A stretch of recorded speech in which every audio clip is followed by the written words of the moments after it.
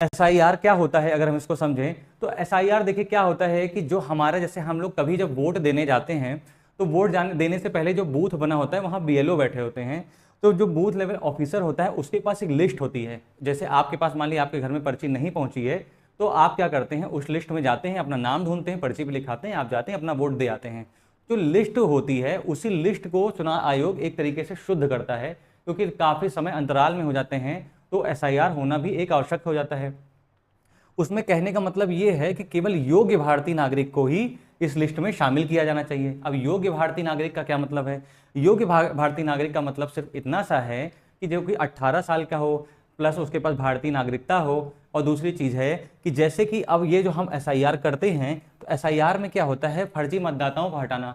अब फर्जी मतदाता कौन होते हैं? तो फर्जी मतदाता वो मतदाता होते हैं, जैसे कि कुछ मतदाता ऐसे होते हैं जिनकी मृत्यु हो जाती है लेकिन उसका पूरा ब्यौरा चुनाव आयोग या सरकार के पास नहीं होता है और उनका हर चुनाव में नाम आता ही रहता है, तो उन लोगों को हटा दिया जाता है।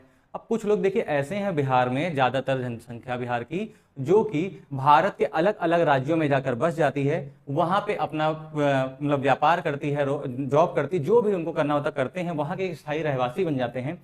तो वहां रहने के कारण क्या होता है, बिहार से उनका मतलब एक तरीके से टच खत्म हो जाता है, वो वोट देने नहीं आते हैं। तो उन मान लीजिए जहां वो रह रहे हैं, मान लीजिए दिल्ली में अगर बिहार का कोई व्यक्ति रह रहा है और दिल्ली में ही उसका नाम रजिस्टर्ड हो गया है, मतदाता सूची में आ चुका है, तो वो वहां पे नाम होगा तो बिहार से, इसलिए उसको हटा दिया जाएगा। इस तरीके का काम। और दूसरे आप ये देखे होंगे जो प्रवासी लोग होते हैं, मतलब कि क्या होता है, अवैध रूप से रह रहे होते हैं, या मान लीजिए जैसे नेपाल का कोई व्यक्ति यहाँ रह रहा है, बांग्लादेश से आए लोग रह रहे हैं, वो लोग का क्या होता है कि फर्जी प्रमाण पत्र के आधार पर कहीं मतदाता सूची में ना शामिल हो जाएं, इसलिए एसआईआर करना जरूरी होता है।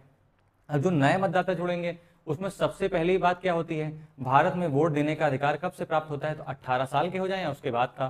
तो 18 वर्ष की आयु आपकी पूरी हो चुकी होगी और उसके साथ साथ आपके पास योग्य मतदाता सूची में आप शामिल हो जाएंगे। ये है एसआईआर की पूरी एक प्रक्रिया, जिसका पूरा पूरा विरोध किया जा रहा है कि